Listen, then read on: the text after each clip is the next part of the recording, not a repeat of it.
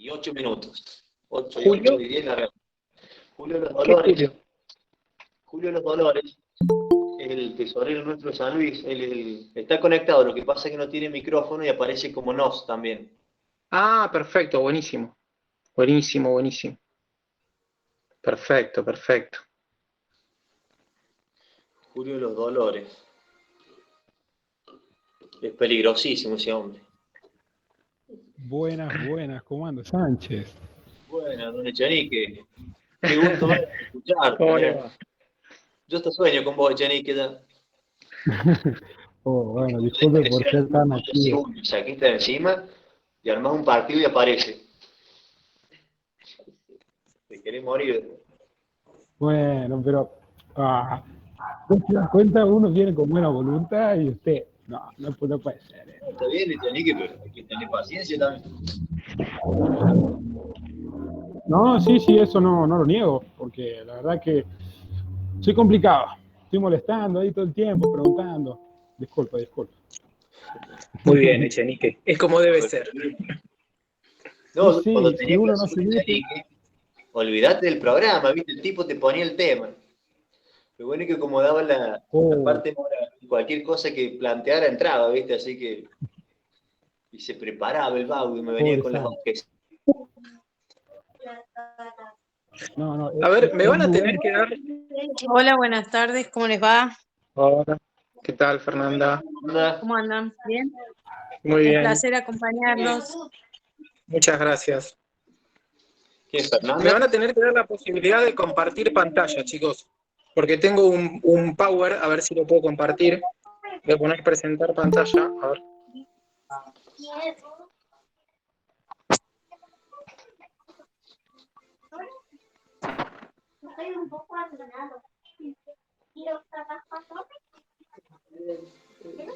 Ahí se ve ¿Qué se ve?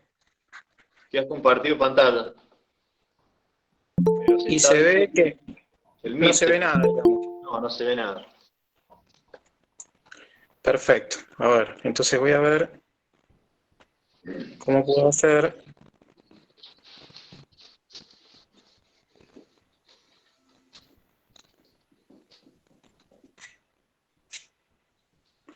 No me Creo deja. A ver. que aceptar. Me parece que tengo que aceptar o algo así. No sé, Julio, fíjate vos cómo es el tema. Porque me parece un cartel. A ver si me pueden aceptar. Y yo ya no tengo la opción.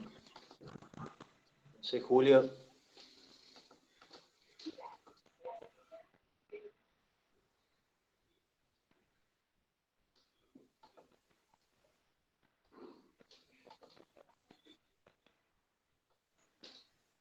Bueno, téngannos un poquitito de paciencia. Ya en 3 minutitos arrancamos. Pero que estamos probando a ver si puedo compartir la pantalla porque tengo un Prezi que va a ser un poco más pedagógico, pero ahí me parece que me tienen que aceptar, Sí, pero no tengo la opción yo acá. No sé, ¿no? Julio, que es el que armó el Meet. Pasa que Julio está sin micrófono. O como estoy con el celular, o sea, todo lo tengo chiquitito y limitado acá en la pantalla.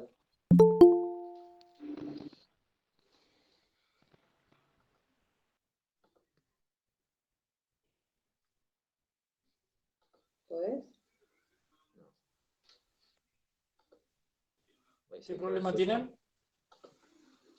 ¿Cómo? ¿Cuál es el problema que están teniendo? Que él quiere compartir pantalla y a mí no me figura para aceptar que comparta. Ah, ¿recién no estaba compartiendo? Parecía que sí, pero él dice que no se le veía nada. Pero ahí se desconectó, ya se va a conectar de vuelta. Claro.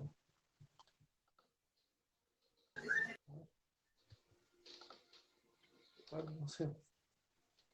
Hago la prueba yo a ver si Bueno, funciona. Bueno, sí, mira, yo puedo, así que. ahí se está presentando su pantalla. Ahí se ve, aparentemente, pero se ve el vídeo. Yo puedo. Debería poder.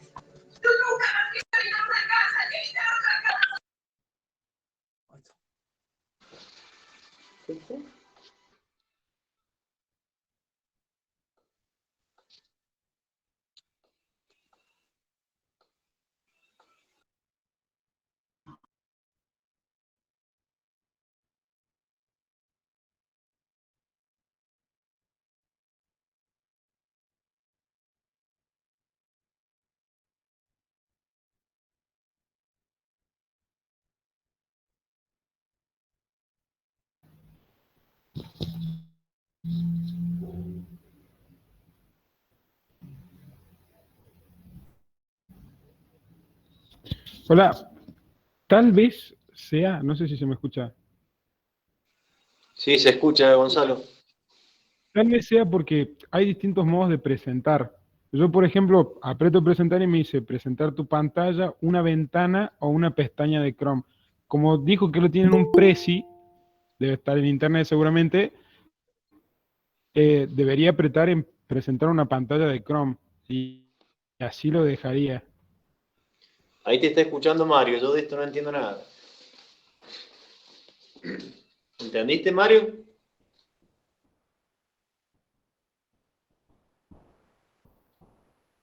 Mira, a ver, mire, yo voy a apretar ahora para compartir, a ver si me dan el ok y vamos a ver, compartir. Si estuviese en la prueba, pude incluso desde el celular compartir así. Bueno, acá estoy. ¿Bien? ¿Se escucha? Escucha. Sí, no se te ve, pero se escucha. ¿No se me ve? No. Ah, sí, sí. ¿Ahora? Eh, Porque están compartiendo Sí, pantalla, por eso no se me ve. claro. vení, que está haciendo Justo, Claro, ahí estoy compartiendo yo. No sé si se ve, por ejemplo, que acá al costado Perfecto. tengo. Claro, vean, tienen que apretar para Sí, compartir pantalla completa, así lo deja perfecto. compartir todo. Ahí está, Dale, ahora dejo dale, de voy a compartir yo. probar. ¿Me dejás que pruebo? Sí, Dale, sí, ahí dejé de buenísimo. compartir yo Así ya, teóricamente. espectacular. Yo voy a hacer así, voy a presentar, ténganme paciencia, voy a poner presentar, voy a hacer así, tengo que buscarlo, a ver, espérenme un segundito, ya presento, ¿sí? Sí, pero no vas a empezar, que te tengo que presentar antes yo a vos. Ya está, tengan un poquitito de paciencia, ya. Así lo hacemos bien, porque si no, espera, ahí está, acá lo tenemos.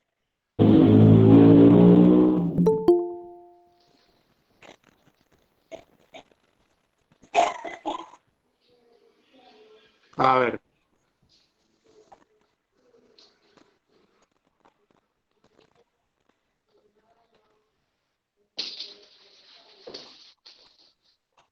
ahí va, ahí ¿se va. ve? Sí, perfecto. Sí. Capaz probar a girar la pantalla, si no. Dale, Ponerlo horizontal, para que vaya viendo más de poco. Ahí está un poquito mejor. Creo. ahí se ve. Sí, bárbaro. Buenísimo. Yo a ustedes no los veo, pero ustedes a mí me ven. Perfecto. No te perdés de nada. ¿No? Bueno, cuando ustedes quieran, arrancamos, ¿eh? Bueno, Mario, te presento.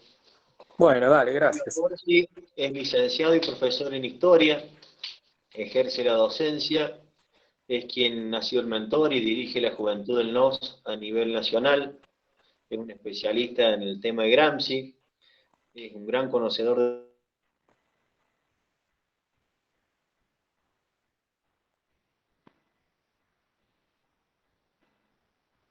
Hola, ¿están ahí? de conocerlo en Córdoba. Sí. Realmente nos deleitó con esta conferencia a todos los referentes nacionales, por eso fue que le pedí que hoy la compartiera con nosotros acá en el Círculo de Formación Política, porque entendemos que es fundamental y visceral conocer cuál es la estrategia de Gramsci, que es la que ha hecho triunfar al marxismo en el orden cultural.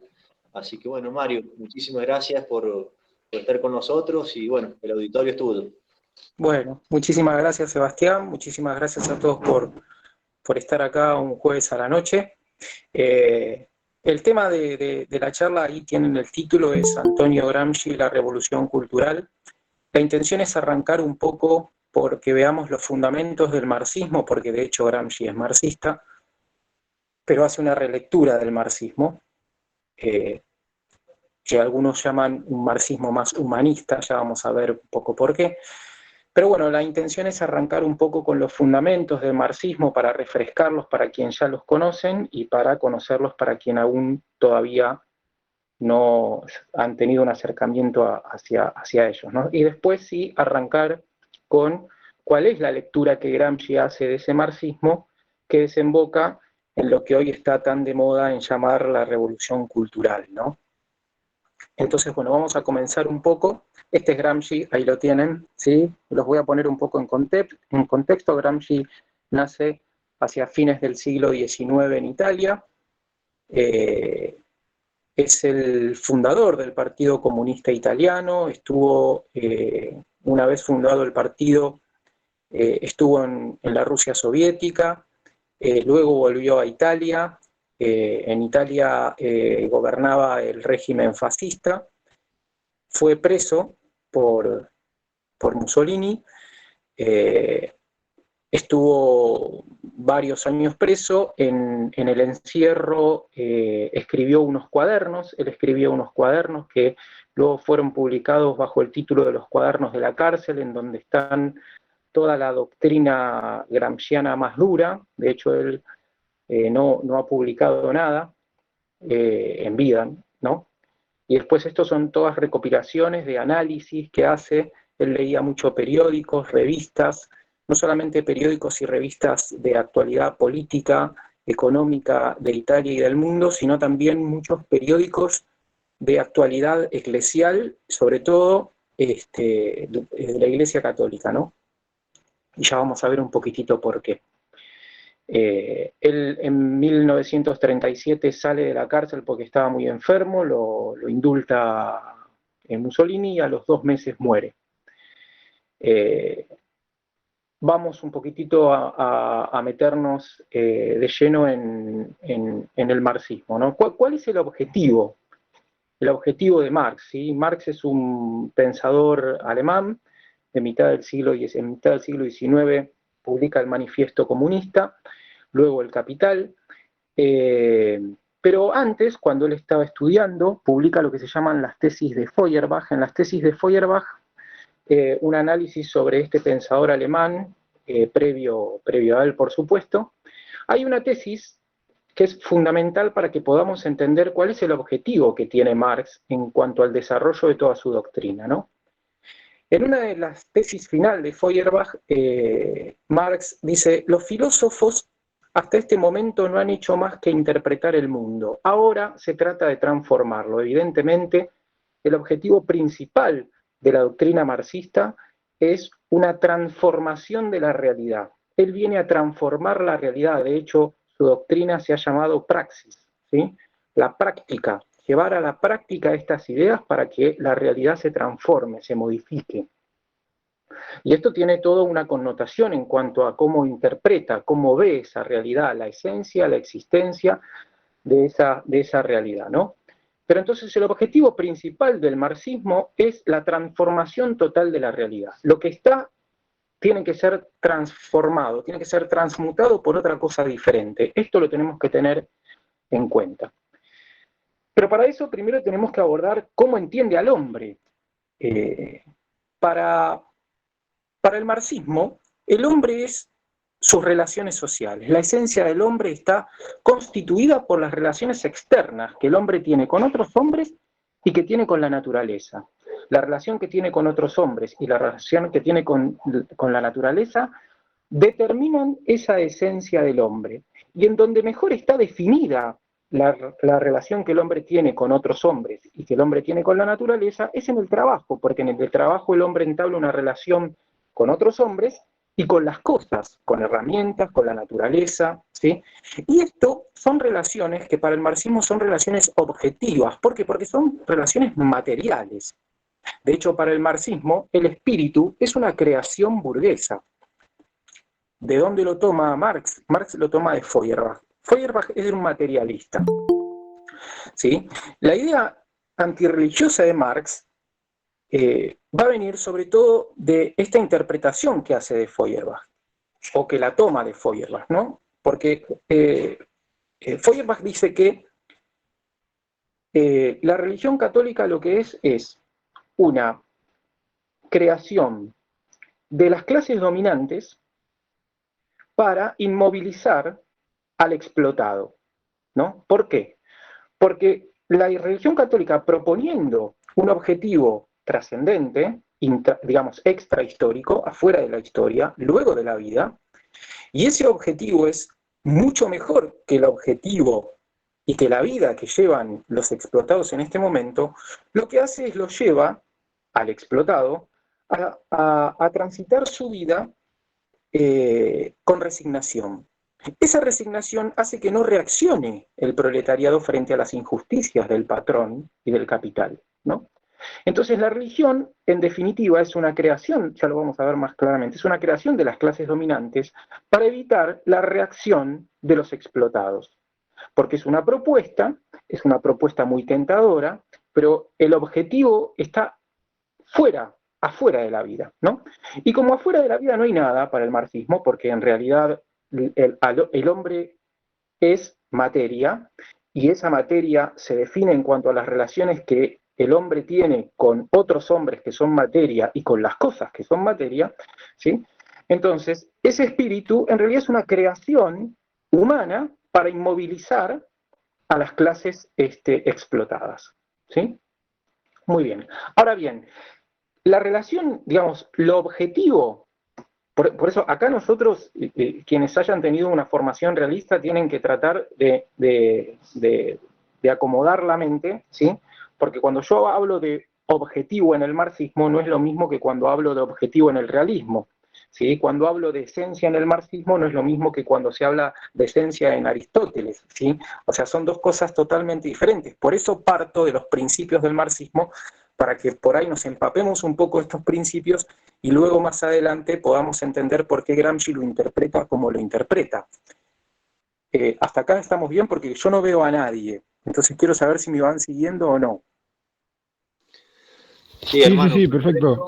Buenísimo, listo, buenísimo, sigo entonces.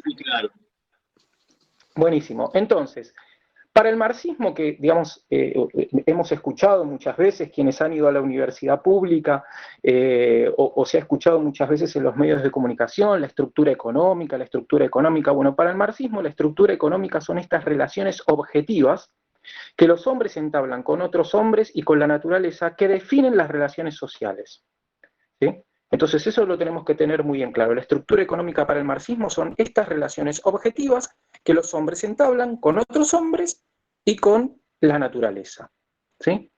Muy bien. Pero para el marxismo, todas las otras manifestaciones de la realidad y de la vida son lo que se llama la superestructura, que no son más que emanaciones de esa estructura, de esas relaciones objetivas de producción, ¿no? Y esa superestructura es la política, la moral, la filosofía, la religión, el arte, la arquitectura. Todo eso son manifestaciones de esas relaciones objetivas entre los hombres, ¿sí? Ahora bien, esa superestructura siempre termina siendo funcional a la estructura, dice Marx. ¿Qué es lo que hace la superestructura? Termina blindando a esa estructura, ¿no? ¿En qué sentido? Y ahora voy a dar un ejemplo concreto. Por ejemplo, la República Democrática, ¿sí? O la democracia republicana, es una forma de gobierno creada por la burguesía. ¿Para qué? Para que el poder se diluya, la responsabilidad se diluya, ¿sí?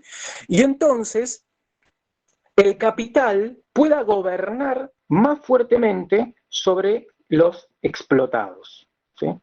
Entonces, como en la República está el Poder Ejecutivo, el Legislativo y el Judicial, y en cuanto a responsabilidades, tenemos que las responsabilidades están divididas, y en cuanto a que en realidad van pasando los titulares de cada uno de esos poderes, pero los poderes se sostienen y los responsables no terminan siendo, por supuesto que esto está en la interpretación del marxismo, ¿no? Los responsables no terminan siendo el nombre y apellido que se hace cargo de esa institución, como puede ser el Ejecutivo, el Legislativo o el Judicial. En realidad no termina nadie haciéndose cargo, ¿sí?, de las decisiones que se toman desde el poder político.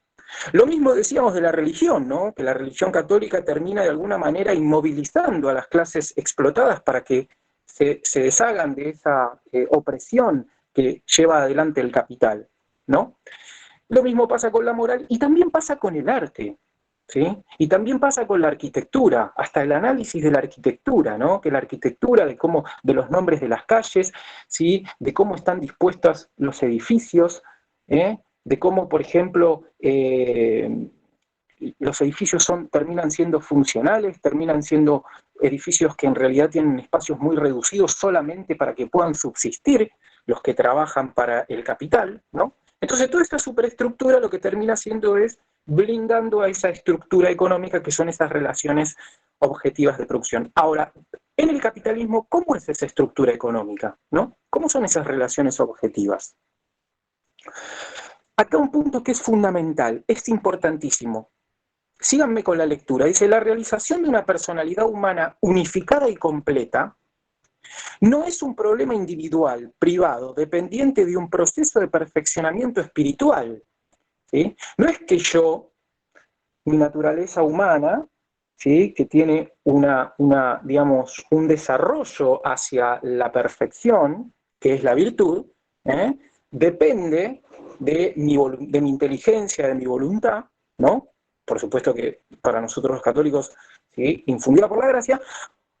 Eso digamos, eso no es un proceso de perfeccionamiento espiritual, el desarrollo de una personalidad humana para el marxista, sino el que podría realizarse mediante la moral, la religión, la filosofía, sino que es un problema social dependiente de la transformación de la estructura económica de la sociedad. Y eso es evidente, porque si lo que a mí me conforma como persona es la relación que yo tengo con los otros y la relación que yo tengo con las cosas, mi identidad, ¿sí?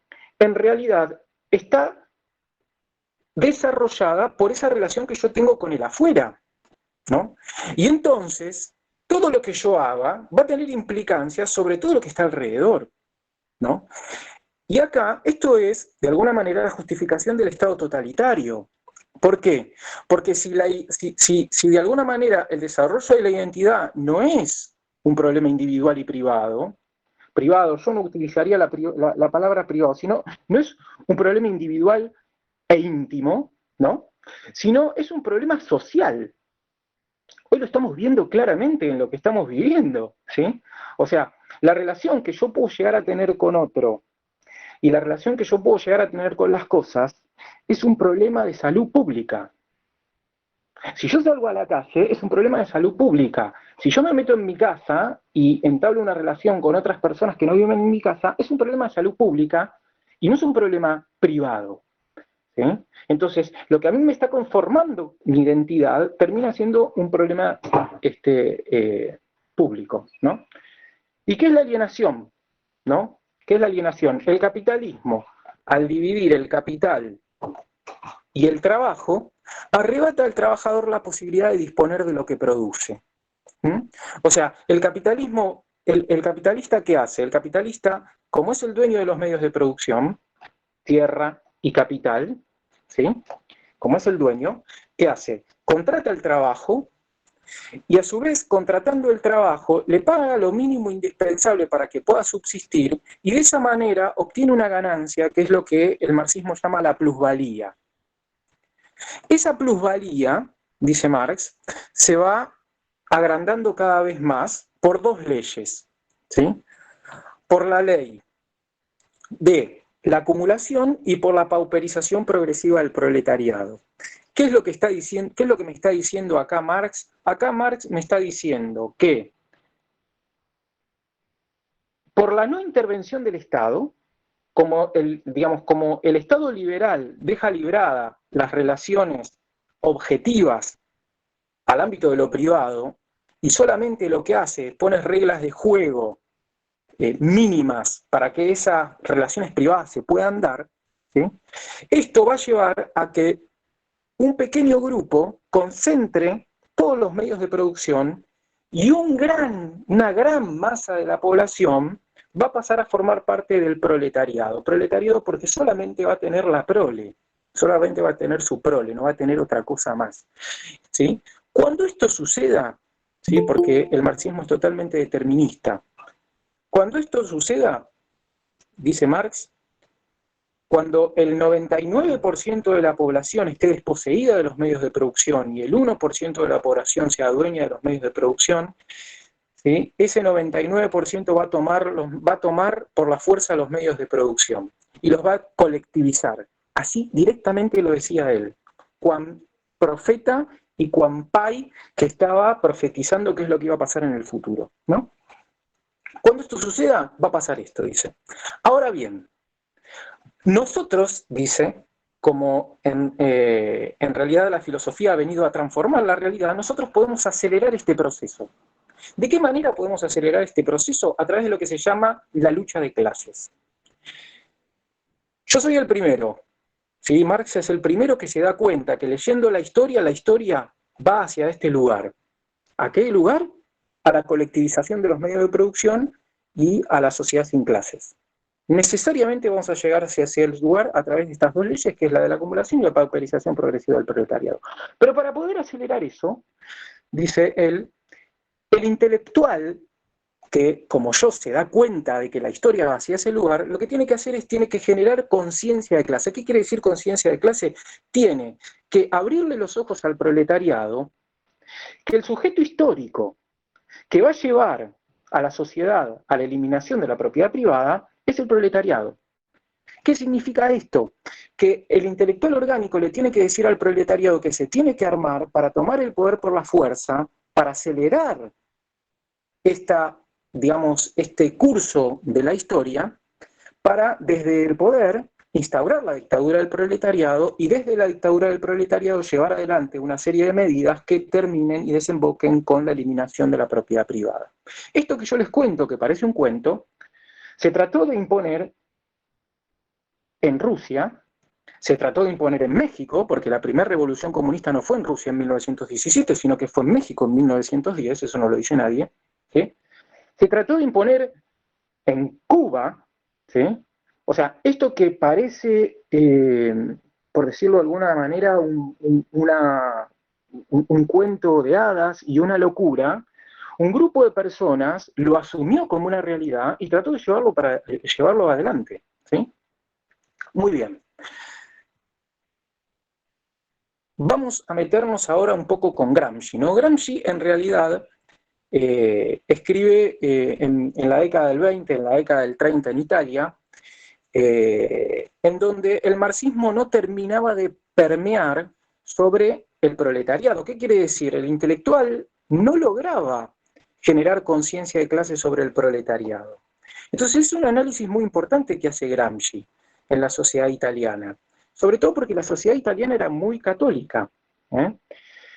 Ahora bien, Gramsci lo que va a hacer es va a hacer una relectura del marxismo, va a decir que en realidad, porque Marx lo que dice es, para cambiar la estructura económica, o sea, para cambiar las relaciones de producción, es necesario tomar el poder por la fuerza. O sea, llegar al Estado, llegar al poder político, arrebatar la superestructura, ¿no? Por la fuerza, ¿no? Y desde el Estado llevar adelante una serie de medidas para cambiar la estructura. ¿Me siguen en esta relación estructura-superestructura? Muy bien. Ahora Gramsci dice, la va a invertir. ¿Qué va a decir? Para cambiar la estructura económica, nosotros tenemos que cambiar la superestructura. Eso es verdad, ¿sí? Ahora, no por la fuerza. ¿Por qué? Porque ellos hacen el análisis en Rusia, ¿sí? En Rusia va a haber un rechazo al autoritarismo, al totalitarismo del Estado ruso para llevar adelante esa serie de medidas. De hecho, el régimen ruso tiene que volver para atrás, ¿sí? De hecho, van a decir un paso para atrás para dar 2 pasos para adelante, ¿no? Entonces, Gramsci va a decir, es necesario que la superestructura, o sea, la sociedad civil, asuma la ideología marxista para que desde el poder político, cuando se llevan adelante estas reformas, no haya un rechazo por parte de la sociedad. Nos vamos a meter más íntimamente en esto que me está diciendo Gramsci porque es muy importante, porque no solamente es muy importante, sino que es mucho más dañino que una cosa tan burda como tomar el poder por la fuerza y llevar adelante una serie de reformas que van en contra de la naturaleza humana, ¿no? Muy bien. Entonces va a plantear una relación estructura-superestructura diferente. Gramsci va a decir, en la superestructura, ¿se acuerdan que la superestructura yo les dije son las manifestaciones esas de la realidad que surgen de estas relaciones objetivas, ¿sí? En la superestructura tenemos a la sociedad política, que es el Estado, que lo propio del Estado es el dominio, y tenemos a la sociedad civil, que son todos los organismos del ámbito de lo privado que tienen la función de crear la hegemonía. La hegemonía es lo que se debe saber y lo que se debe hacer, en el orden de lo intelectual y en el orden de lo moral. Y esos organismos del ámbito de lo privado encargados de crear una ideología, que es lo que se ha de saber y lo que se ha de hacer, son la Iglesia Católica, o en realidad para él era la Iglesia Católica, pero son las organizaciones religiosas, son los medios de comunicación y son la educación institucionalizada. Entonces, estos tres organismos del ámbito de lo privado están encargados de crear una ideología que la población es la que asume en cuanto a lo que se ha de saber y a lo que se ha de hacer, con diferentes grados de profundidad. ¿Sí? Dice él, esta filosofía, porque él habla de la filosofía, esta filosofía es la filosofía del homo qualunque. O sea, ¿qué significa? No es solamente la filosofía del filósofo que desarrolla una doctrina asumiendo estos principios, sino que también es la filosofía hasta del analfabeto. ¿Por qué? Porque el analfabeto sabe lo que ha de saber y sabe lo que ha de hacer dentro de un contexto y dentro de una cosmovisión, ¿no? Entonces él dice, cuando el Estado, que tiene el poder de coerción, ¿sí? O sea, que tiene de alguna manera la potestad de hacer cumplir las leyes, cuando el Estado está en consonancia, ¿sí?, con lo que se ha de saber y lo que se ha de hacer, ¿sí?, ahí hay paz social. ¿Qué significa? Cuando las clases dominantes, que son las que tienen el poder político, que tienen el poder de la fuerza, no tienen que ejercerlo, porque la sociedad civil hace lo que ellos quieren y piensan lo que ellos quieren, ahí se da lo que Gramsci llama un bloque histórico. Un bloque histórico. Ahora bien, cuando en la sociedad civil comienzan a creerse cosas o a saberse cosas que son diferentes a lo que las clases dominantes quieren que se sepan, ahí comienza a haber un problema entre la sociedad política y la sociedad civil. Y es cuando el Estado tiene que intervenir para generar una coerción, ¿sí? Entonces, ahí hay dos alternativas de un punto de vista político, dice Gramsci. Dos alternativas. La primera alternativa es que la sociedad civil se apure en cuanto a cambiar su forma de pensar y la reacción del Estado lleve a, como decía Gramsci, a la derecha, a la reacción, ¿sí?, a la reacción, y entonces se perdió todo lo que se había llevado adelante en cuanto al cambio ideológico, ¿sí?, o en realidad se puede dar el cambio ideológico, que es lo que vamos a ver ahora, ¿sí? Pero es muy importante que tengan en cuenta esto. Cuando hay un conflicto entre la sociedad política y la sociedad civil, se da una crisis de autoridad, ¿sí? ¿Por qué? Porque la sociedad civil ya no asume que el Estado, que lo que el Estado le propone es lo que se tiene que hacer y lo que se tiene que pensar, ¿sí? Muy bien. Y Gramsci propone una revolución total, ¿sí?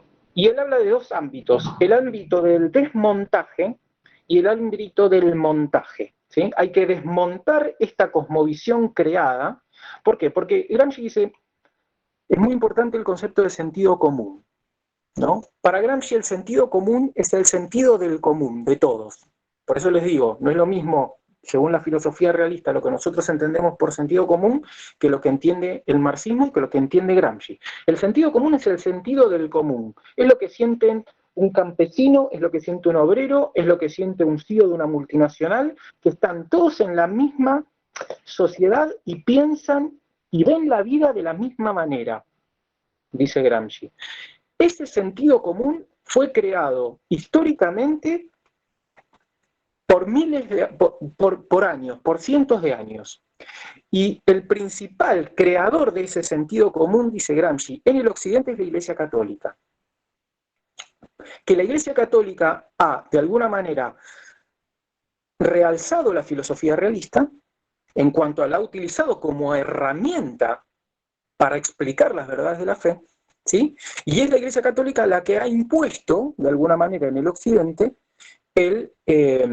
¿cómo se llama?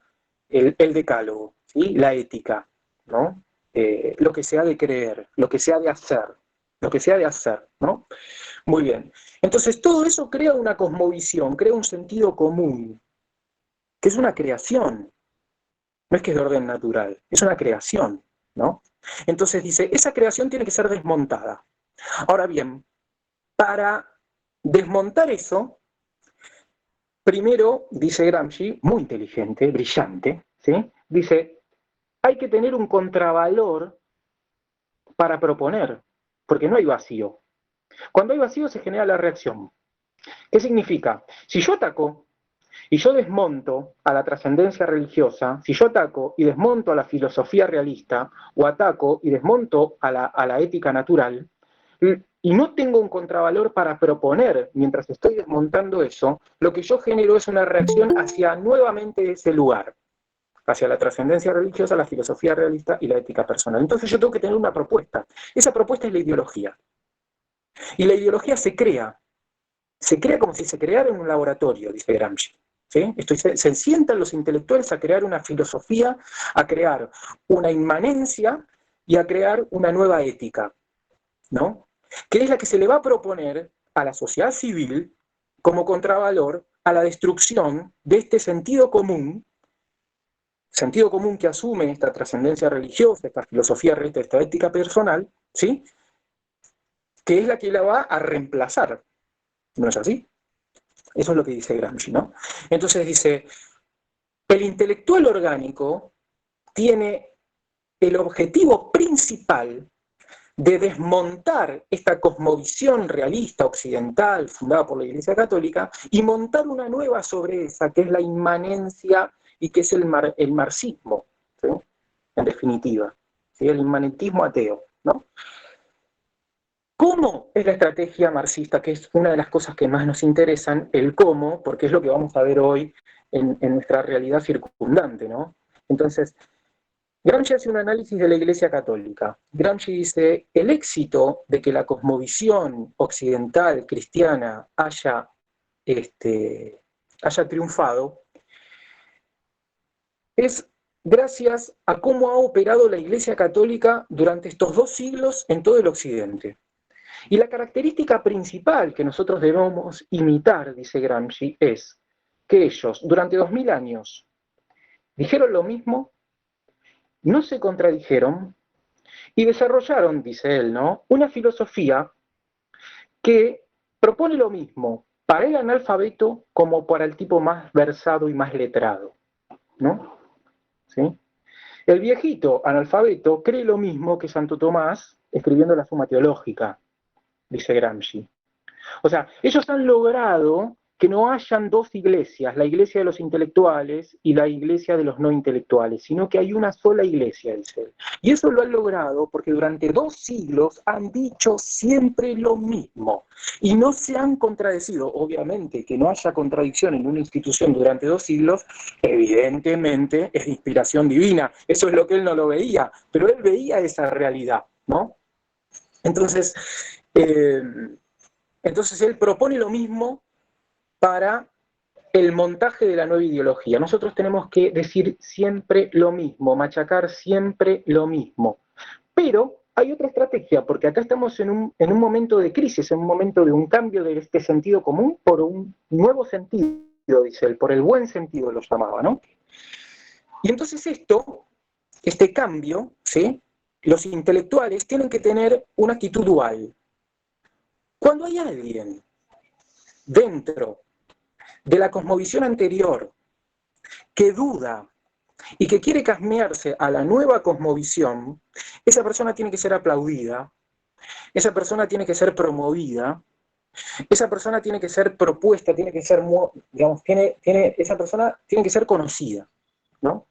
Es esa persona que está en la mitad, esa persona que duda de lo viejo y que le atrae lo nuevo, que tiene complejo de inferioridad por todo lo que viene de la tradición y es coqueteado de alguna manera y es tentado por lo nuevo. A ese hay que aplaudirlo.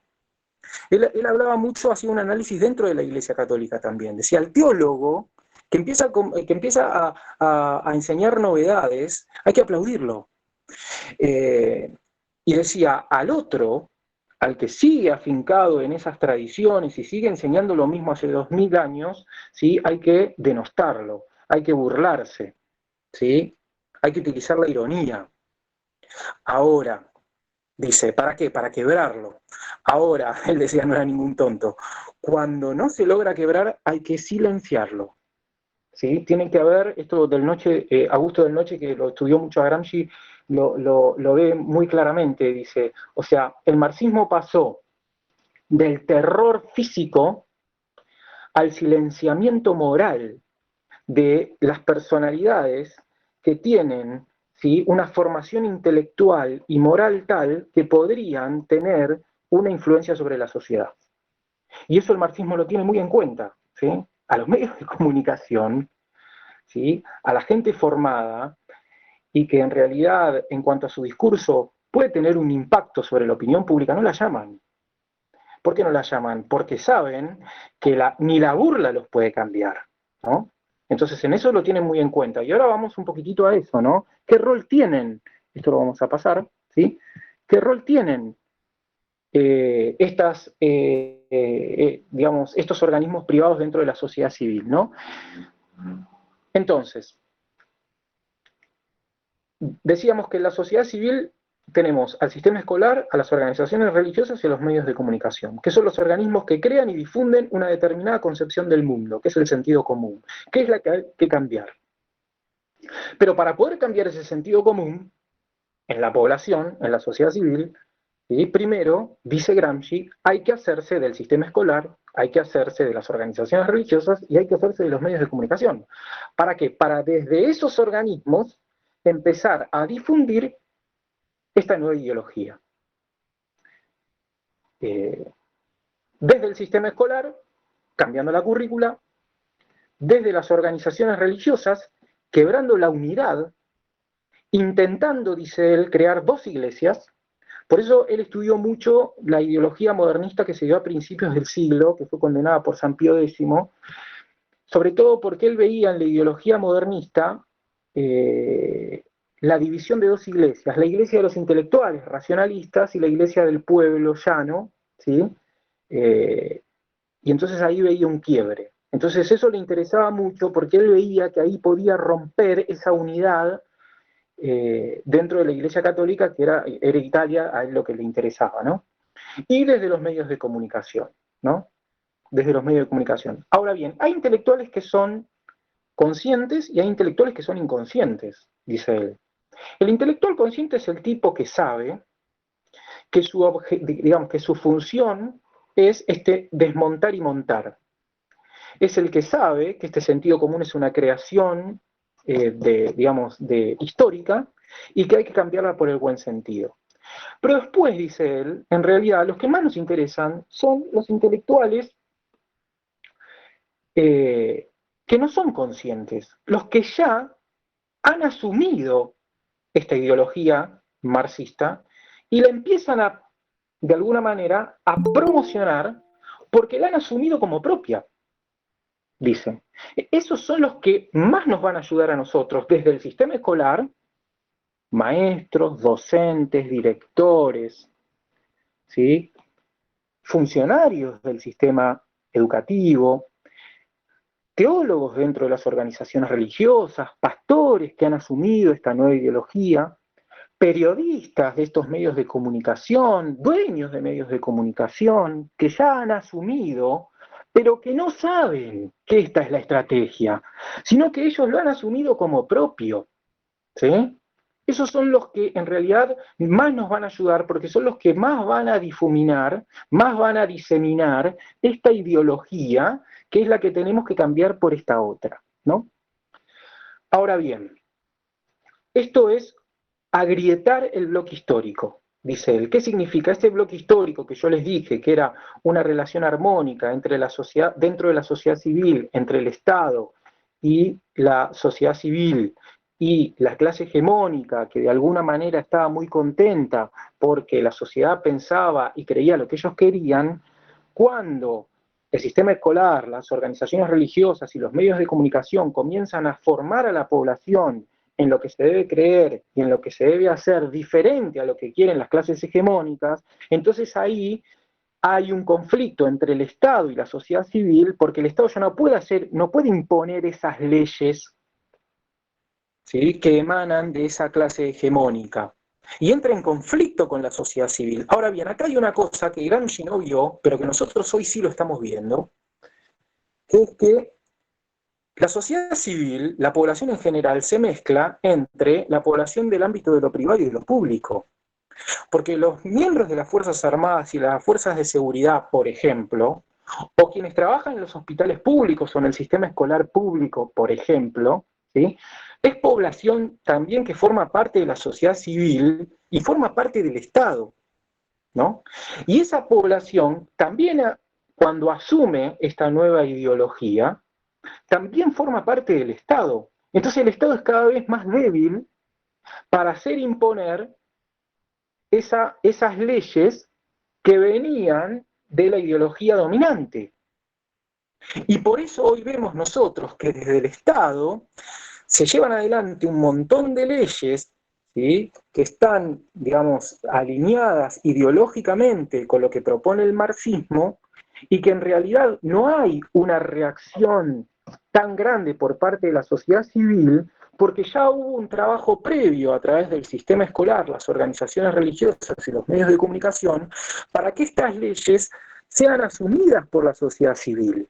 Y el Estado no actúa con su poder de coerción, ¿sí?, sobre la población, porque el Estado también está conformado por esta sociedad civil. Y es muy importante que tengamos en cuenta esto, lo que decía Santo Tomás: la ley es para la sociedad lo que el plano es para una casa. Así que ustedes imagínense cuál es el plano de la casa de una nación como es la Argentina al día de hoy. O sea, estamos construyendo una casa horrorosa, ¿sí? Es una buena analogía para poder hacer un análisis, ¿no? Muy bien. Esto estábamos hablando del bloque histórico, ¿sí? Y esto es muy importante. El sentido común se expresa a través del lenguaje, dice Gramsci. Y es interesante, él comienza a analizar el lenguaje y cómo el lenguaje de alguna manera crea ese sentido común. Él analiza el lenguaje ruso, y entonces dice, por ejemplo, en Rusia, Bog significa Dios. Bogati significa las riquezas, el rico, el propietario. Dios es el propietario, es el dueño del mundo, ¿sí? Entonces, él hace el análisis y dice, fíjense acá cómo la religión termina justificando a los dueños de los medios de producción y cómo la población, asumiendo esa religión, termina inmovilizándose y no reacciona frente a la explotación de los dueños de los medios de producción. ¿Qué es lo que tenemos que hacer? Cambiemos el lenguaje, dice él. O sea, es muy importante que nosotros comencemos a cambiar el lenguaje, ¿sí? No sé si les suena el lenguaje inclusivo, comencemos a cambiar el lenguaje para de esa manera comenzar a cambiar el sentido común y transformarlo en el nuevo sentido. Dice, ¿por qué? Porque el lenguaje es el modo de pensar, el común sentir de la gente prevalece en la generalidad, se expresa a través del lenguaje. La adquisición histórica creada por la clase hegemónica a través de las organizaciones religiosas, el sistema escolar y los medios de comunicación es el que terminan generando el bloque histórico, ¿sí? Acá, esto ya lo habíamos visto. Muy bien, comunicación y educación y medios de comunicación, ¿sí? Ellos van a ir por la lucha por el monopolio de la opinión pública. ¿Sí? ¿Cómo? A través infiltración en el sistema educativo, infiltración en los medios de comunicación, infiltración en las organizaciones religiosas, teología de la liberación. ¿Para qué? Para transformar ese sentido común en el buen sentido. El buen sentido es el sentido que proponen ellos, la ideología marxista, atea, inmanente, etc. ¿Para qué? Separar a la sociedad civil de la sociedad política, hacerlas entrar en guerra entre ellas. ¿Sí? Va a llegar un momento en que el Estado no va a tener el poder de imponer a la sociedad civil esas leyes que vienen del sentido común. Y entonces es ahí cuando la sociedad política va a comenzar a hacer leyes relacionadas con el buen sentido. Y esas leyes que se comienzan a imponer empiezan a darle un tono nuevo a esa sociedad. Y terminan rompiendo, agrietando ese bloque histórico, esa cosmovisión occidental y cristiana, para reemplazarla por una nueva. Y es ahí, dice Gramsci, cuando toda la sociedad civil va a transpirar, habla así, no habla de transpirar, va a salir por los poros, esta ideología inmanente y va a pedir el cambio en la estructura económica. ¿Qué significa esto? Va a pedir la transformación de las relaciones que el hombre tiene con las cosas y el hombre tiene con los otros, ¿sí? ¿Para qué? Para que se transformen en las que propone el marxismo. ¿Cuáles son las que proponen el marxismo? La eliminación de la propiedad privada. Porque eliminando la propiedad privada, ¿sí? El hombre es dueño absoluto de todo lo que hace, y al ser dueño absoluto de todo lo que hace, no tiene una identidad lacerada. Estamos volviendo otra vez al principio, a esa forma de entender al hombre y la identidad del hombre, ¿no? Que habíamos visto al principio del marxismo, ¿no? O sea, el hombre está alienado cuando no es dueño de lo que hace con sus manos, cuando no es dueño del fruto de su trabajo, cuando hay alguien que le arrebata una parte del fruto de su trabajo, dice el marxismo, ¿sí? Ahí su identidad está quebrada, está lacerada, está dividida, está inacabada, ¿no? Entonces, ¿cuándo se va a lograr que el hombre termine siendo hombre? ¿Cuándo va a lograr el hombre la felicidad? ¿Cuándo? Cuando logre hacerse dueño del fruto de su trabajo. ¿Cuándo va a hacer eso? Cuando se elimine la propiedad privada. Pero para eliminar la propiedad privada, que es algo que históricamente las clases hegemónicas le han impuesto a las sociedades lo tienen que demandar. Porque si se hace desde el poder político a la fuerza, como lo hizo la Rusia comunista, va a terminar fracasando y va a terminar generando un rebote totalmente digamos, extremo a lo que se propone, ¿no? Entonces, para eso, dice Gramsci, tenemos que hacer todo esto, tenemos que proponer todo este cambio ideológico, tenemos que proponer todo este cambio del sentido común por el buen sentido para que la sociedad civil sea la que venga a pedir a gritos la eliminación de la propiedad privada, ¿no? Hasta acá un poco lo que plantea Gramsci, y acá quería hacer un paréntesis porque es fundamental que entendamos cómo se manifiesta el marxismo cultural en la familia, cuál es la visión realista que tenemos de la familia y cuál es la visión marxista, ¿no? La visión realista son relaciones jerárquicas enfocadas en el bien común de sus miembros, ¿sí? O sea, los padres tienen una jerarquía mayor a sus hijos. Ahora, esa jerarquía, que podríamos hablar, digamos que en toda la Edad Media digamos, se manifestó en la sociedad, ¿sí? Fue una sociedad jerárquica, los privilegios, esto es una cosa que siempre me gusta machacar porque nunca se sabe, ¿no? Los privilegios están en relación a las responsabilidades. Y voy a hacer un paréntesis acá, y esto me parece que está bueno que lo desarrollemos para poder entender, ¿no? Porque si no terminamos muchas veces tecleando cuando hablamos de jerarquía, etcétera, etcétera, y decimos, no, pero todos iguales, etcétera, etcétera. En la sociedad occidental cristiana medieval, ¿no? Los privilegios estaban en orden a la jerarquía dentro de una cosmovisión. ¿Qué significa? El rey tenía muchísimos más privilegios hasta en el derecho, hasta en las leyes, ¿sí? Que fue contra lo que fue la Revolución Francesa. ¿Por qué? Porque el rey tiene más responsabilidades. Primero, ¿frente a quién? Frente a Dios y después frente a la sociedad.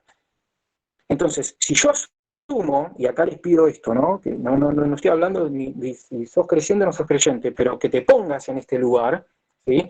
Si yo asumo que la sociedad es una sociedad profundamente religiosa, que su principal objetivo es la trascendencia y llegar al cielo, ¿sí? Entonces, en esa sociedad, lo más importante es hacer lo que corresponde para lograr ese objetivo, ¿sí? Y va a haber alguien que al final de mi vida me va a decir si lo logré o no. Cuantas más responsabilidades yo tengo, más difícil se me es lograr ese objetivo. Y entonces, la sociedad, ¿qué hace? Lo colma de privilegios para que pueda llevar adelante esa carga. Porque después, el que se tiene que parar frente al juez es el rey y tiene que decir que una decisión que tomó, ¿sí?, tuvo consecuencias negativas sobre toda una sociedad, que no es lo mismo que el campesino que tomó una decisión y que tuvo consecuencias solo sobre su familia o sobre sus hijos, ¿sí? Entonces, esta es la visión realista de la familia, en donde el padre tiene más responsabilidades, ¿sí?, y jerárquicamente tiene más privilegios que los hijos. ¿Pero por qué? Porque se tiene que hacer cargo, ¿no? Ahora bien, las relaciones son relaciones de amor, no son relaciones contractuales dentro de la familia, ¿sí? El padre no le cobra a sus hijos por comprarle una remera a un 10%, ¿sí? La madre no le cobra a sus hijos alquilándole la pieza para que pueda dormir, ¿sí? Entonces, ¿por qué? Porque es una sociedad que tiene un objetivo, que es el bien común de esa sociedad, que es muchísimo mayor que un bien puramente económico y material. Ahora bien, la visión marxista de la familia es una visión totalmente negativa, porque considera que es el primer ámbito de explotación y origen de la propiedad privada. Sobre todo, ¿por qué? Porque hay una jerarquía. ¿Pero por qué no entiende la jerarquía? No entiende la jerarquía porque no entiende la trascendencia por la cual el que tiene más jerarquía tiene más responsabilidades. Entonces, al ser materialista y ateo, dice, en una sociedad donde hay jerarquía, el que está arriba va a explotar necesariamente el que está abajo. Entonces, en esta relación de explotación, dice, el marxismo, surge la propiedad privada. ¿Por qué? Porque la sociedad, al ser el núcleo fundamental de la sociedad, ¿sí?, la célula fundamental, es la que termina dándole el tono a la sociedad. Porque la sociedad es un conjunto de familias.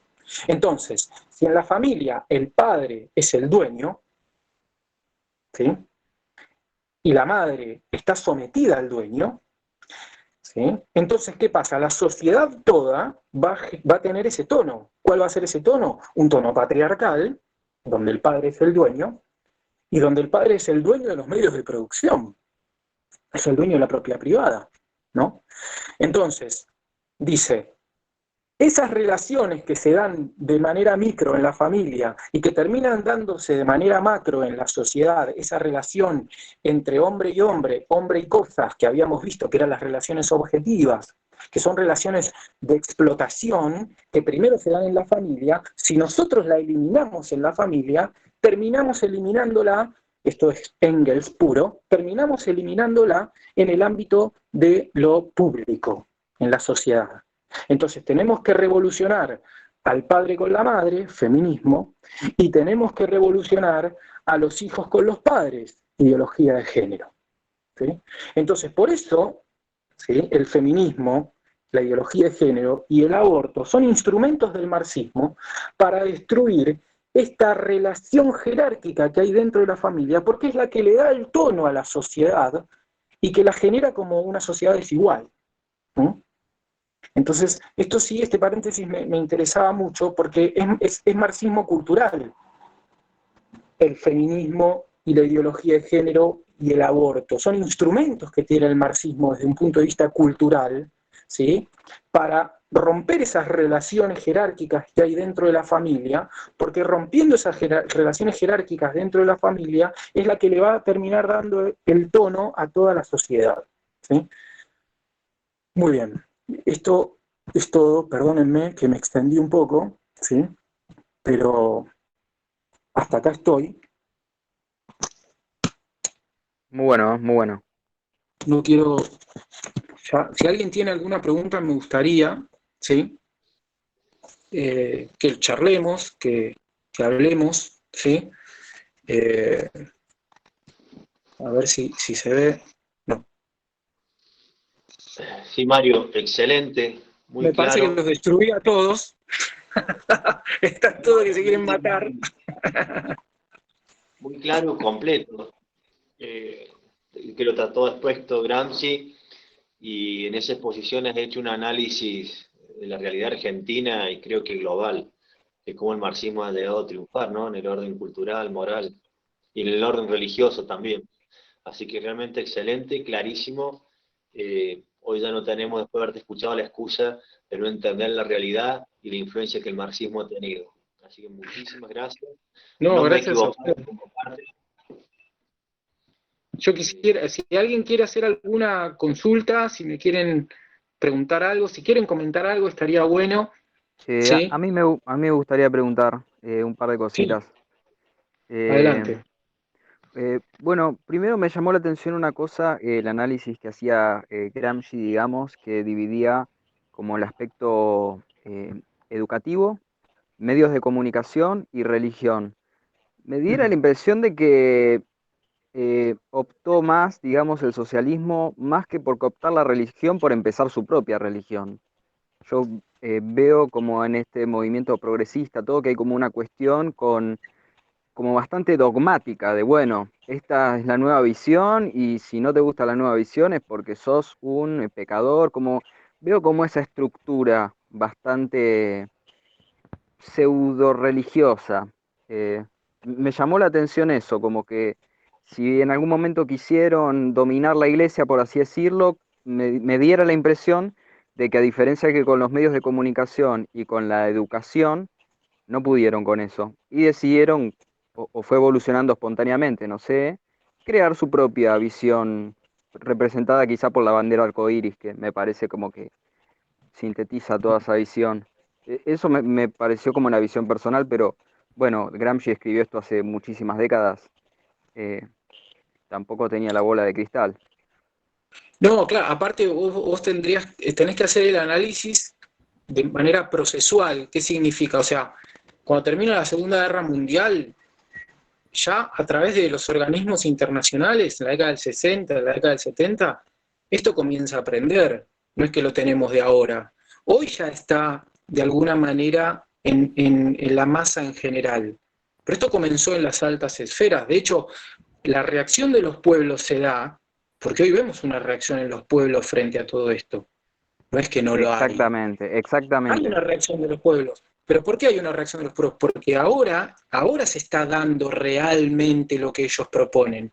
Y como lo que ellos proponen es totalmente reactivo, va en contra de la naturaleza humana, siempre va a haber una reacción. Acá nos tenemos que salir del análisis que hace él y digamos, del éxito que él le da al análisis.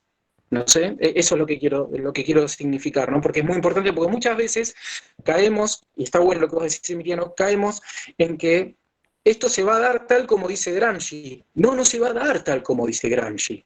Porque acá el análisis, nosotros primero tenemos que estudiar a Gramsci desde Gramsci, pero después el análisis lo tenemos que hacer desde el realismo. Y desde el realismo es que cuando vos a los pueblos venís y les imponés algo que va en contra de la naturaleza, los pueblos van a reaccionar. Y los pueblos están reaccionando y están reaccionando cada vez más. ¿Sí? Exactamente. Y en las redes sociales vos la reacción la tenés porque la población se va incorporando cada vez más a las redes sociales. Al principio las redes sociales fueron, ¿sí? De alguna manera alojaron a la parte más progre de la sociedad. Pero a medida que la sociedad se va incorporando a las redes sociales, a medida que los diferentes estratos sociales se van incorporando, la reacción en las redes sociales se va viendo cada vez más. ¿Por qué? Porque es evidente, porque yo que vengo siguiendo estos temas, ¿sí? Ya hacia fines de la década del 90, los que íbamos, ¿sí? Íbamos a las charlas con el padre Sanaúja, esto lo sabíamos. Pero, Sí, ¿quién conoce al padre Sanaúja? ¿Quién conoce al padre Castellani y a Membiel, que eran los tipos que venían y nos decían, muchachos, esto es lo que se viene? Nadie. Pero ahora vos lo tremendo. tenés a flor de piel por todos lados. Entonces, por eso Tal la cual. gente reacciona. Nosotros Bueno, reaccionábamos, en ese momento éramos unos locos. claro, unos visionarios. Bueno, eso justamente es la otra cosa que te quería decir, que medio la dijiste vos, pero eh, como que por lo que entendí que vos explicaste, Gramsci dijo, bueno, hagamos esto a pasito de hormiga, porque si lo hacemos muy rápido va a haber una reacción que nos va a echar a perder el plan. Y yo me preguntaba, ¿no se habrán apurado quizá un poco? No, si hubieran cocinado esto a fuego lento unos años más, no hubieran conseguido, porque yo estoy viendo esa reacción que justamente, como vos bien mencionas, bueno, podrán tener el control o acciones de los principales medios. Sí, pero aparecieron las redes sociales y ya es algo incontrolable. Y bueno, en ese sentido me diera la impresión, no se habrán apurado quizá y habrán echado a perder esta oportunidad que se les dio. Ojalá, la verdad que quizá hablo más desde el deseo, No, desde no, no, lo que Emiliano. está sucediendo. Si vos lo analizás perdón a todos, ¿no? Pero si vos lo realizás desde el realismo, quienes se unen para llevar adelante ponele, porque esto es un plan, es evidente, Gramsci lo tiene escrito, es un plan, o sea, no tengo problema en decirlo, no soy un conspiranoico ni nada, está escrito, cuadernos de la cárcel, vayan a Fondo de Cultura Económica y lo van a leer, ¿sí? Ahora, quien se le ocurre esto y quien lo lleva adelante, ¿sí? Son personas que están hasta enfrentadas entre ellas. Entonces nunca van a lograr un objetivo si son personas que están en el caos. Eso es otra cosa que muchos que analizan esto creen que en realidad necesariamente el marxismo va a triunfar. ¿Por qué necesariamente va a triunfar? Porque ven todo alrededor que parece que triunfara. Pero en realidad, si ellos tienen un plan y tienen un objetivo, ese objetivo pueden cumplirlo o pueden no cumplirlo, porque la realidad de la vida va y viene. Y porque en realidad quienes Tal están cual. llevando adelante, imagínate Soros y Paul Singer, ¿sí? Seguramente tengan una alianza estratégica en muchas cosas, pero se deben matar en otras. En ese ámbito no hay amistad, no hay Claro. bien. Entonces es imposible. ¿Sí? Y yo la percibo como una estructura que han creado, pero me da la impresión de que es frágil, que es como una torre de Babel que no se puede, que diera la impresión de que se resquebraja por momentos. Pero bueno, de vuelta, claro, quizá hablo desde mi deseo de lo que suceda más que... Y por último, ya, y no hablo más, como para también adoptarlo un poco lo eficiente de estas estrategias. Vos dijiste bueno, que Gramsci había dicho, bueno, deconstruyamos, desarmemos, pero propongamos algo. Sí. ¿Vos tenés alguna propuesta o alguna forma que consideres que se pueda contrarrestar este efecto? Es que acá hay que... ¿Qué nos puedes aconsejar? ¿Qué podemos hacer? Sentido, Más allá de estar acá, porque por algo estamos acá, los que estamos conectados. por supuesto. Mira, acá lo que hay es una reacción. Muchos tienen miedo a la palabra reacción, pero la reacción hoy es reaccionar frente a ¿qué? Frente a lo antinatural.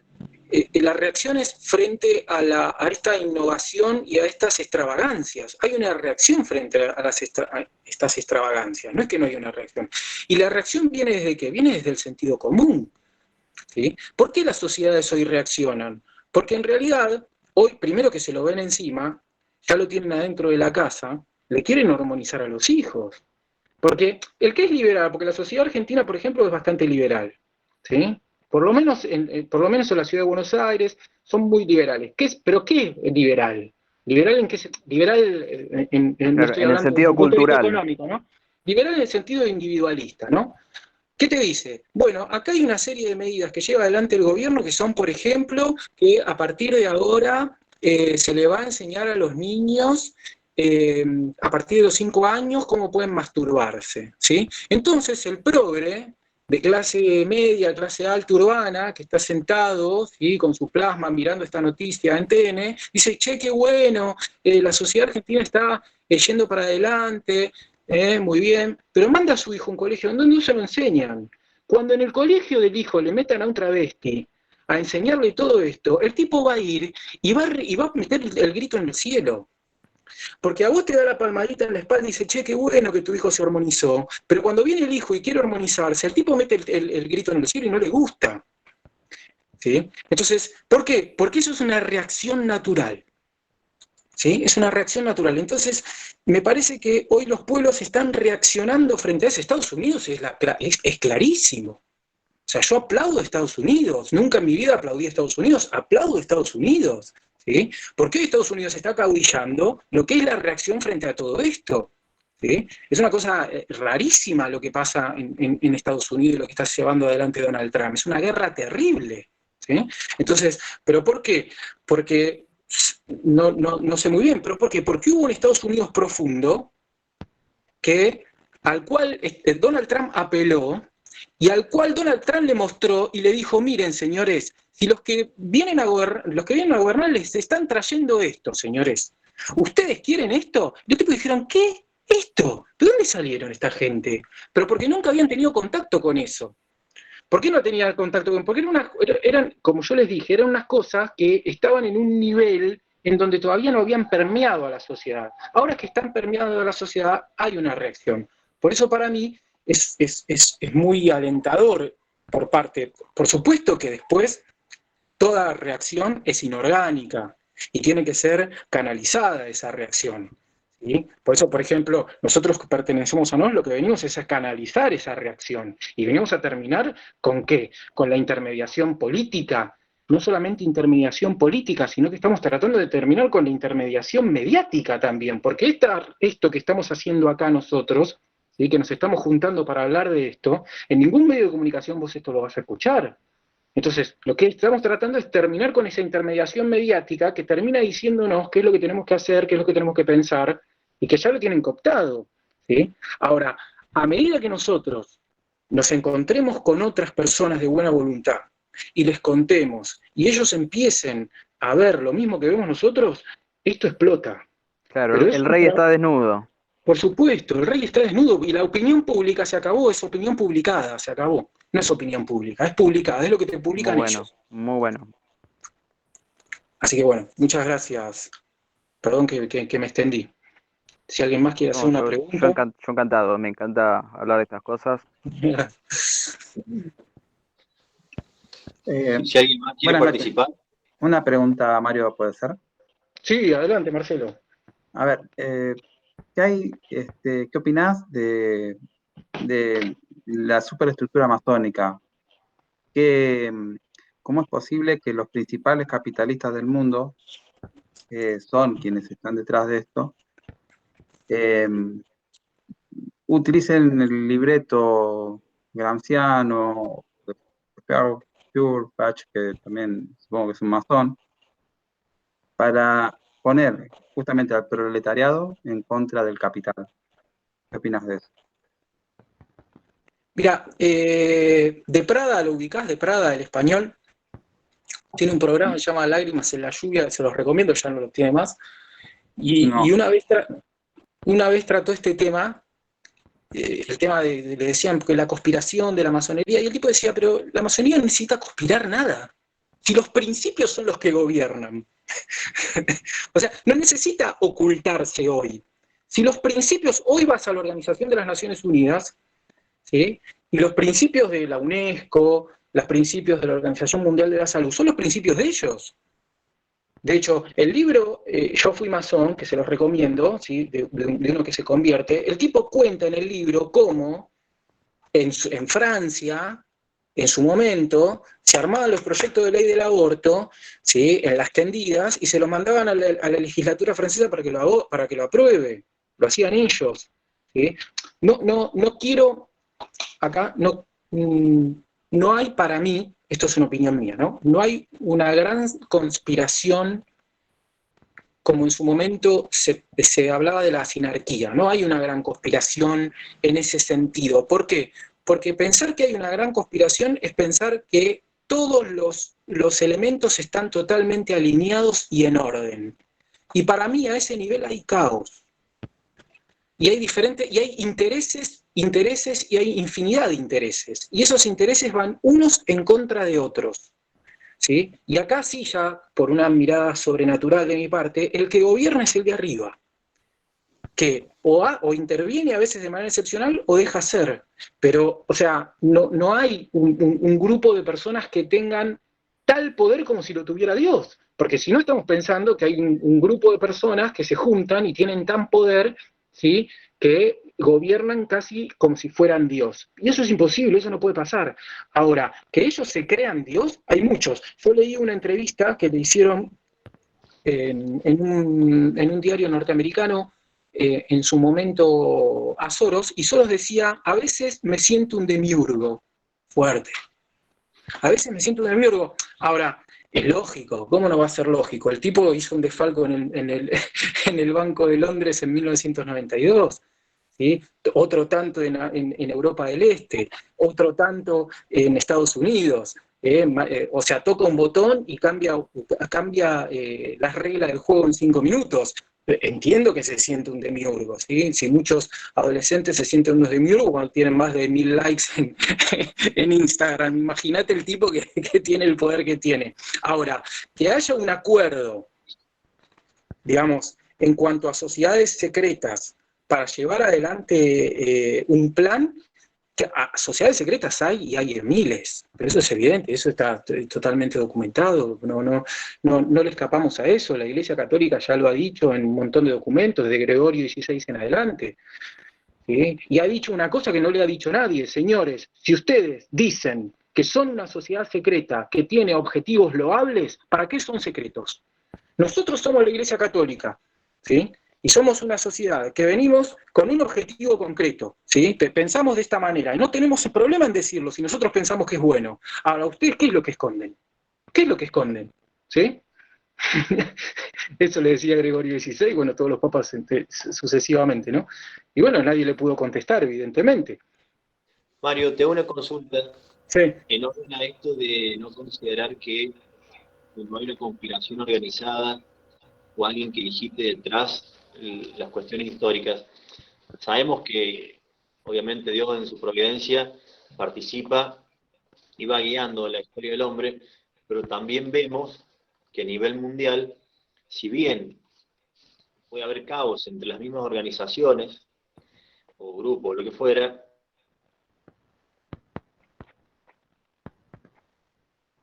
que tenía Lenin era crear miles de gremios o sectores marxistas, pero que eran funcionar un solo objetivo, entre ellos se mataban, pero en definitiva, en el orden político, práctico, moral, lograban siempre lo mismo. O sea, a mí me parece que hay una estrategia, un plan, que sí está digitado por la masonería, el sionismo, o hay una estructura detrás digitando, por el solo hecho de que todos los elementos van confluyéndose hacia un mismo río. A tal punto que, bueno, en el orden teológico, ese gobierno mundial que nos enseña teología, que va a leer el anticristo, supone toda una estructura digitada, orientada a preparar la sociedad en lo religioso, en lo político, en lo cultural, para que ese gobierno mundial se dé. Y sabemos que si hay un orden y hay un fin alcanzable, indudablemente debe haber una inteligencia. Yo creo que en el fondo no es fruto de inteligencias separadas que se peleen entre ellas, sino que esa pelea es una cuestión más accidental. No, pero lo que yo no estoy de acuerdo. Lo que yo no creo es que los tipos hoy estén ocultos. Hoy se juntan en el Club Bilderberg una vez al año, los 300 tipos más poderosos, y se ponen de acuerdo. No, justo no, porque ya, de hecho la masonería hace sus propias propagandas. Por eso obviamente te digo, en ese sentido, o sea, que tienen un proyecto, es obvio que tienen un proyecto, si de hecho lo bajan desde la Organización de las Naciones Unidas, su proyecto.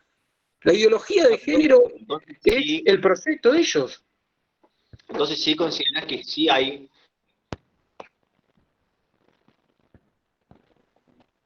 Bueno, se fue ahí. Del mismo modo que el pecado privado pasó a ser la virtud pública. Dice Santo Tomás, el anticristo se manifestará cuando el pecado privado pase a ser considerado por el pueblo como una virtud pública. Yo te quería preguntar, esto me lo dijo a mí un profesor cuando yo tenía 18 años, hoy tengo 35, que uno de los grandes cultores que ha preparado a la sociedad argentina para aceptar todo esto de degradación moral ha sido Marcelo Tinelli. Y, por ejemplo, cuando vimos San Luis, Pablo Muñoz Iturrieta, hace 2 años, dijo, para poder aplicar aborto, ideología de género, se necesita cambiar la cultura y sexualizarla. Y esa sexualización de la cultura implica un proceso de alrededor de 20 años.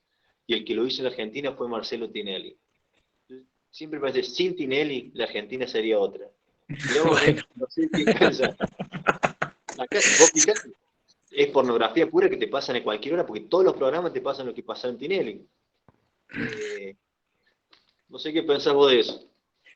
No, que es evidente que si vos te encontrás hoy en una publicidad con un programa de Tinelli del año pasado, no te genera el mismo rechazo, o a la sociedad no le genera el mismo rechazo que si se hubiese encontrado con ese mismo programa hace 20 años.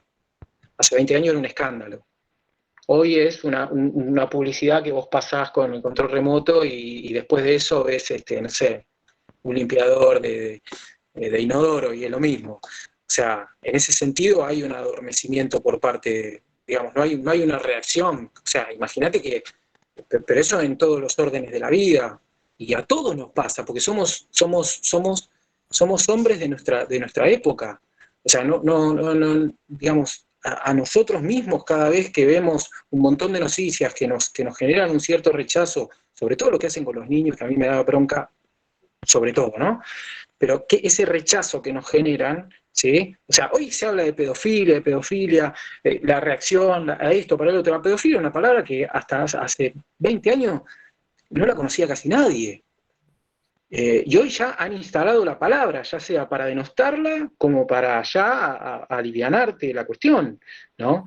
Bueno, esos son todos procesos también que están totalmente en la línea de lo gramsciano. Y siempre te tiran, esto es una estrategia clara, ¿no? Siempre te van por lo extremo y te van por lo extravagante para que vos compres la mitad, ¿no? Entonces, te piden un proyecto por aborto a 9 meses para que vos te quedes con 3 meses, ¿sí? Entonces, ¿para qué? Bueno, sí, el punto medio, bueno, no negociamos hasta acá, que esto, que lo otro, bueno, no, en eso hay que tener claro, si uno tiene claro cuáles son los principios, ahí no hay negociación posible. El aborto es claramente, digamos, no hay negociación posible. O sea, el rechazo que a mí me genera hace 20 años es el mismo rechazo que me tiene que generar ahora, ¿sí? Porque el aborto es gravísimo. Pero no solamente, por ejemplo, para alguien católico, el aborto es gravísimo. ¿Por qué la Iglesia lo excomulga? No solamente la Iglesia lo excomulga porque es digamos, un asesinato de un ser inocente y por parte de la madre, sino que es más grave aún, lo excomulga porque le está negando la posibilidad del bautismo. ¿Sí? Hay dos pecados que son excomulgados ipso facto para la Iglesia Católica. Uno, atentar contra el sumo pontífice, otro, el aborto. Miren lo grave que es. El aborto no tiene que salir en nuestro país. Nosotros tenemos que hacer lo imposible para que no salga. Porque así como Santo Tomás dice que la ley es para la sociedad, lo que el plano es para la casa, si sale el aborto es una ley. También tenemos la ILE hay que sacarla de encima porque está matando un montón de niños. También es nefasto. O sea, esa lacra hay que sacársela de encima. Eso es una lucha que no hay que dejar. Bueno, perdón porque me fui por la rama. O sea, ¿alguien tiene alguna otra duda, alguna consulta? ¿Quiere contar algo? Estoy dispuesto a escuchar. Una más, Mario. Adelante. En cuanto a quienes nos gobiernan hoy, quienes nos representan y toman decisiones, ¿conocen tan profundamente a Gramsci o esto fue un casecito que fueron aprendiendo en la práctica militante? Ojalá conocieran a Gramsci, ni eso. No, para mí son un grupo son como conté, son agentes inconscientes. O sea, pero porque en realidad es como se fue armando todo. O sea, el Estado argentino hoy, muchos dicen el marxismo, pero el marxismo no es, el marxismo en nuestra estructura política, para mí, el marxismo en nuestra estructura política no está tanto por ciertas decisiones que toma el poder político, como puede llegar a ser la expropiación de esto, la expropiación del otro, sino por la estructura en cuanto está pensado el Estado en sí. Porque hoy el Estado está pensado en que hay una gran masa en el ámbito de lo público sostenida por una minoría, ¿sí? ¿Pero por qué? Para que no explote. ¿Por qué para que no explote?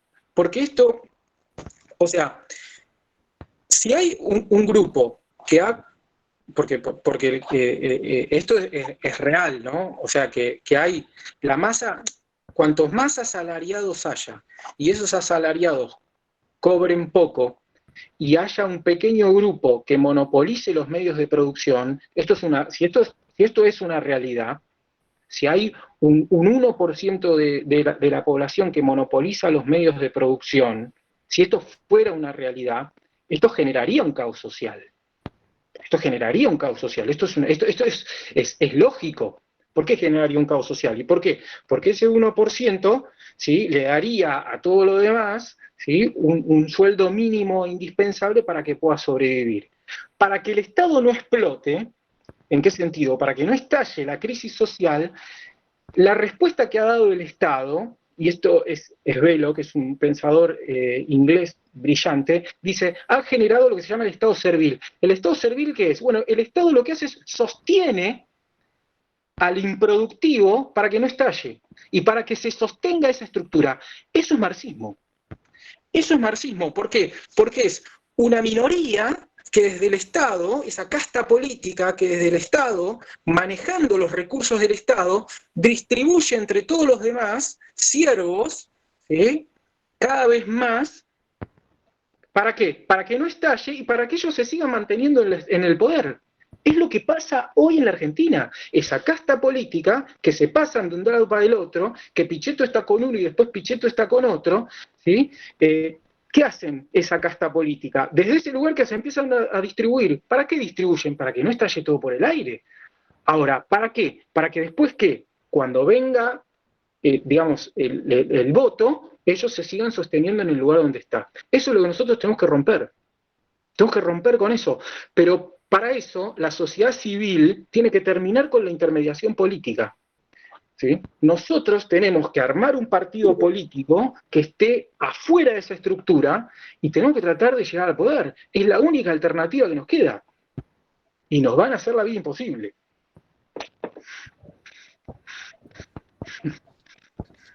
Tal cual, Mario. Y no, fíjate Bueno, que... Ay, sí, hable. ¿Ah, Mario? Sí. Simplemente para saludarte, agradecerte desde la ciudad de Campana, realmente muy enriquecedora la temática, muy buena. Ahora me doy cuenta porque tengo una gran enemistad con Marx. Imaginás, tengo casi 40 años en una fuerza de seguridad, entonces siempre fueron enemigos, pero nunca pude conocer la profundidad de Marx. Realmente es una mente, por un lado brillante, pero por otro lado perversa, diabólica, y bueno, hasta acá nos ha llevado todo esto del gobierno, y realmente hay que romper con todas esas estructuras. Ahora digo, ideológicamente hablando, ¿hay una manera de romper esa estructura? ¿Cómo haces para convencer un alto porcentaje? Porque lógicamente el gobierno necesita de los pobres, porque son los que los ponen en el poder. Creo que es así, Mario, ¿no? Pero acá hay un principio que nos estamos olvidando. Parezco... Pero el trabajo dignifica, ¿eh? El trabajo dignifica a la persona. Y la persona necesita sentirse parte y necesita sentirse útil para los demás, para su familia, ¿sí? Entonces, quien no tiene trabajo, aunque es sostenida por el Estado, en el fondo, por supuesto que hay, digamos, eso se termina transformando también en un vicio, ¿no? O sea, personas que hacen 20, 30 años que no trabajan, cuando vinieron los jesuitas acá, y digamos, trabajaron sobre las nuevas generaciones, no trabajaron sobre las generaciones que estaban, ¿no? Convengamos que los jesuitas cambiaron digamos, de una generación a otra, pasaron de una generación que era poligámica, ¿sí?, que hacía sacrificios humanos, 20.000 muertos por año, digamos, mataban a los niños, había pedofilia, había incesto, bueno, digamos que todo tipo de barbaridades, y en una generación la transformaron en una sociedad próspera, digamos, con economías prósperas. ¿Qué hicieron? Bueno, agarraron a las nuevas generaciones y educaron a las nuevas generaciones, ¿sí? Entonces, una de las cosas también es muy importante eso, o sea, la educación es fundamental, pero no la educación, porque hoy la educación, el sistema educativo está cooptado. Yo vengo del sistema educativo, yo conozco el sistema educativo, yo trabajo en el sistema educativo, ¿sí? Está cooptado por por estos organismos internacionales. O sea, el sistema está totalmente aceitado. ¿Qué quiero decir con que está aceitado? No importa cuál sea el ministro, el sistema educativo funciona igual. ¿Por qué? Porque los institutos de formación tienen una currícula que baja totalmente desde la Organización de las Naciones Unidas con una determinada forma, etcétera, etcétera. Entonces, en ese sentido, en las grandes urbes es así. Lo que yo pienso es que las crisis terminan de alguna manera haciendo muchas veces despertar a los pueblos, ¿sí? ¿Por qué? Porque las crisis lo que hacen es, la Argentina va a entrar, ya está, y va a entrar en una crisis muy profunda. Esa crisis que es muy profunda va a ser una alternativa para la Argentina. ¿En qué sentido va a ser una alternativa para la Argentina? ¿Para qué?